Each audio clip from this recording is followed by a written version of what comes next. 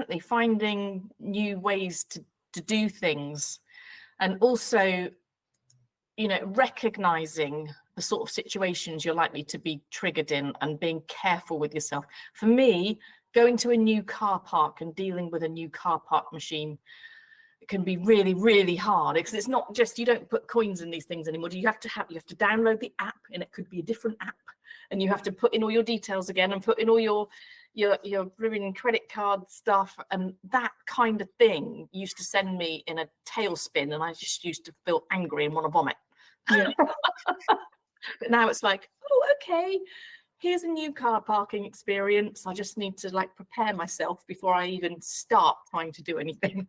Yeah, little things, and you can kind of, like you say, you can recognize those triggers. And it's like, now I don't go anywhere without my noise cancelling headphones, because like I know that that's going to trigger at least a lot of stress, if not some kind of a meltdown. And so it also allows me to go into spaces like, I teach trapeze and pole at the studio, which is quite a noisy place, but now I can kind of go in and say, you know what, if there's a lot of noise and you're all talking at once, I am not going to be able to hear you. So you're going to need to come and stand right in front of my face and kind of, you know, wave at me. And I've just found also, this is really bad, and I do feel a bit bad about this, but like, I stopped trying to explain that to people. I've just said to people, I'm a bit hard of hearing, because it's too much trouble to try and explain the sensory processing issue. And it's just easier to just say, you know what, I've got hearing problems. So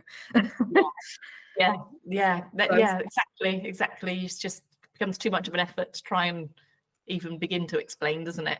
Yeah, because people don't experience that. They just don't get it, because they're like, well, what do you mean? Just like focus on the person who's talking to you. And it's like, yeah, it doesn't work like that. No, especially I find it especially bad in places where there's also a lot of visual stuff going on as well. If it's a high ceiling and lots of noises and lights and things, that can be particularly tricky.